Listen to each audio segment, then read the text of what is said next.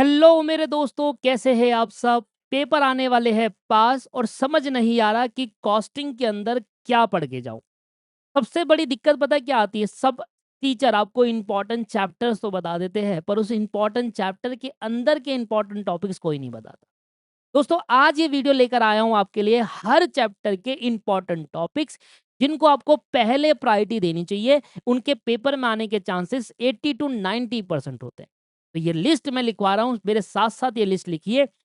कोई चैप्टर आपको पूरा करना होगा, पर कुछ चैप्टर के अंदर आपको सिर्फ इंपॉर्टेंट टॉपिक देंगे। जैसे पहला चैप्टर आता है सर कॉस्ट शीट। और सर, अगर आप हमारे चैनल पे पहली बार है तो सीएमए से रिलेटेड इस चैनल पे भरपूर वीडियोस आती रहती है। दीपक क्लासेस चैनल को जरूर सब्सक्राइब करें। आइए सर, सबसे पहले आता है कॉस्ट शीट। ये तो आपको देखो पूरा ही करना पड़ेगा, फुल करो, क्योंकि कॉस्ट शीट के अंदर कोई टॉपिक्स नहीं होते। कॉस्ट शीट फॉर्मेट है और उसके हिसाब से आपको क्वेश्चन की प्रैक्टिस करनी है। तो अगर आपको कॉस्ट शीट करना है तो कॉस्ट शीट में पीवाईक्यू की एक दो क्वेश्चन की प्रैक्टिस कर लो, आपका रिवीजन हो जाएगा। अब आ जाओ सर मटेरियल के अंदर, जो सबसे इंपॉर्टेंट है। मटेरियल में आप सबसे पहले ईओक्यू करोगे, डिस्काउंटिंग पॉलिसी। डिस्काउंटिंग पॉलिसी के साथ ईओक्यू करोगे, फिर आप लेवल ऑफ स्टॉक करना, और फिर आप वेटेड एवरेज करना और सिंपल एवरेज करना। फीफो लिफो करने की जरूरत नहीं है, अगर नहीं भी करोगे तब भी पेपर में आप कर लोगे, मुझे पता है, क्योंकि फीफो लिफो सबसे आसान होता है। पहले EOQ with discounting policy, level of stock और ये। और सर, लगे हाथ इन्वेंट्री टर्नओवर रेशियो का फॉर्मूला एक बार जरूर पढ़ के जाना, कई बार छोटे छोटे टॉपिक एमसीक्यू में पूछ लेता है। लेबर कॉस्ट के अंदर सबसे इंपॉर्टेंट है आपको लेबर कॉस्ट करना। इसके अंदर सबसे पहले टोटल अर्निंग निकालने के डिफरेंट डिफरेंट जो प्लान दिए वो करना है आपको। टोटल अर्निंग,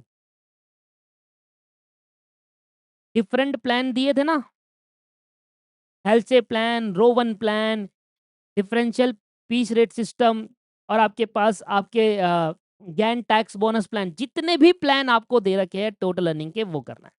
इसके साथ आपको लेबर टर्नओवर रेट पढ़ के जाना है। लेबर टर्नओवर रेट, और कुछ नहीं करना। इसमें ना एक क्वेश्चन आता है लेबर टर्नओवर से रिलेटेड ही, वो क्वेश्चन होता है, पेपर में भी आया हुआ क्वेश्चन। उसमें कहता है कि आप हमारे जो लेबर छोड़कर गई, इससे हमारा प्रॉफिट फोरगॉन कितना हुआ है। प्रॉफिट फोरगॉन का क्वेश्चन आता है एक, उसको एक बार जरूर करके जाना। प्रॉफिट फोरगॉन देखना, बुक के अंदर पक्का दे रखा होगा, और पेपर में भी आया हुआ है वो, पीवाईक्यू में भी। बच्चों को मैं कराता हूँ ना, अभी क्लासेस चल रही है तो उसके बस सच बता रहा हूँ मैं आपको। सर, ओवरहेड चैप्टर में करके जाना है। सबसे पहले आपको जाना है सेकेंडरी डिस्ट्रीब्यूशन। सेकेंडरी डिस्ट्रीब्यूशन में भी बता रहा हूँ क्या करके जाना है। एक तो करना है आपको रिपीटेड, रिपीटेड, और करना है आपको सिमुलेशन। ये दो करके जाने हैं। इसके बाद आपको जाना है machine hour rate, machine hour rate करके जाना है। और लास्ट में करके जाना है अंडर और ओवर एब्जॉर्प्शन, अंडर और ओवर एब्जॉर्प्शन। सर, अगर आप हमारे चैनल पे पहली बार है, पूरे कॉस्टिंग का फास्ट ट्रैक बैच अपलोड है, बच्चे देख देख कर पास हुए उसको। पूरे कॉस्टिंग का फास्ट ट्रैक बैच अपलोड है सर क्लास के अंदर, और यूट्यूब के अंदर आप डाल सकते हैं कॉस्टिंग फास्ट ट्रैक बाय दीपक क्लासेस। आपको मिल जाएगी पूरी लिस्ट, 50 45 से 50 वीडियो, पूरा सिलेबस कराया हुआ है मैंने उस पर।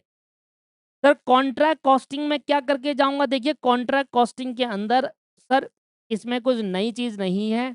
कॉन्ट्रैक्ट कॉस्टिंग में दो ही कॉन्सेप्ट आते हैं, एक कॉन्ट्रैक्ट कॉस्ट बनाना और साथ में एक वो बनाना। पर सर, मैं जो आपको बता रहा हूँ वो ध्यान देना, आपको वाला कॉन्ट्रैक्ट अकाउंट कॉस्टिंग करना है, कॉन्ट्रैक्ट अकाउंट बनाना है जिसके साथ आपको पीएनएल अकाउंट हो और साथ में बैलेंस शीट हो।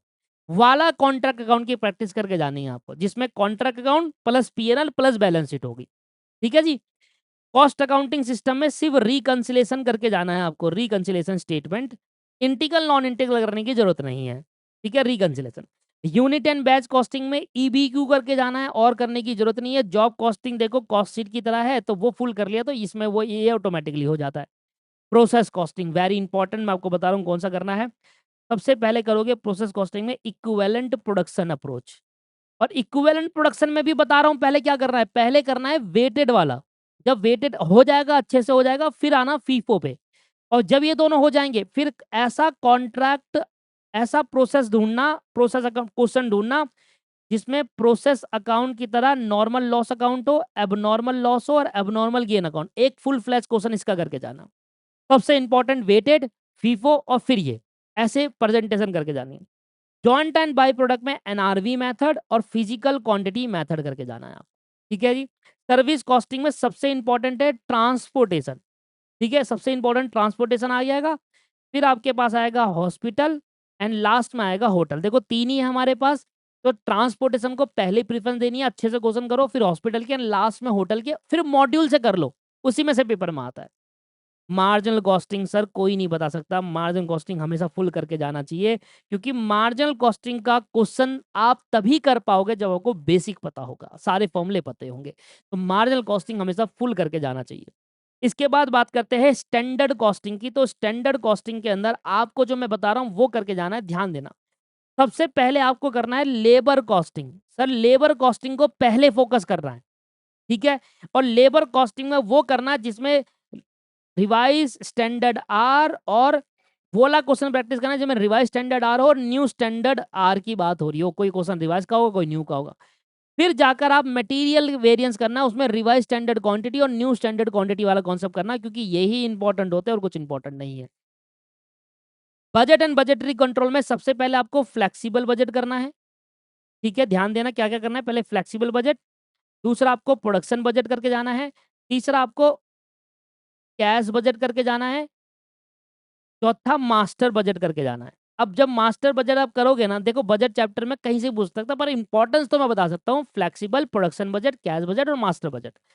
इसके बाद छोटे-छोटे 2 बजट और है, raw material consume budget, raw material purchase budget. ये इनके बिना तो प्रोडक्शन बजट होता ही नहीं है। तो रॉ मटेरियल जब प्रोडक्शन करोगे तो ये ऑटोमेटिकली हो जाएँगे। फ्लेक्सिबल करके जाना, कॉन्ट्रैक्ट करके जाना, कैश बजट करके जाना और मास्टर बजट करके जाना। ये है जी पूरा आपके पास सिलेबस। इस तरीके से सारी लिस्ट बना लो और इसके अकॉर्डिंगली अपना प्रिपरेशन स्टार्ट कर दो। अगर कोर्स कर रहे हो तो कोर्स के अकॉर्डिंग करो, रिवीजन कर रहे हो तो रिवीजन इसके अकॉर्डिंग करो। अगर आप पहली बार ये वीडियो देख रहे हैं तो दोस्तों हर अटेम्प्ट में हम 2 महीने पहले टेस्ट सीरीज लेकर आते हो, तो वो आप बाय कर सकते हो। ₹250 एक सब्जेक्ट, ₹500 3 सब्जेक्ट की है, जिसमें 30 से 40 प्लस टेस्ट होंगे। दीपक क्लासेस ऐप प्ले स्टोर से डाउनलोड कर लीजिएगा। और इस तरीके की अगर आपको और फास्ट ट्रैक बैच अगर आपको देखना है तो लिंक डिस्क्रिप्शन में मिल जाएगा, वो भी आप सर्च भी कर सकते हो, कॉस्ट अकाउंटिंग बाय दीपक क्लासेस करके, तो आपको एक प्लेलिस्ट मिल जाएगी, फास्ट ट्रैक लिखा होगा उस प्लेलिस्ट के अंदर, 45 से 50 वीडियो होगी। इसके बाद सर अगर आप फाइनेंशियल अकाउंटिंग के लिए, लॉ के लिए ये वीडियो चाहते हैं तो आप नीचे जरूर कमेंट करें। वीडियो को देखने का धन्यवाद। आप पहली बार हमारे चैनल पे तो चैनल को जरूर सब्सक्राइब करें। Have a nice day, bye bye and take care.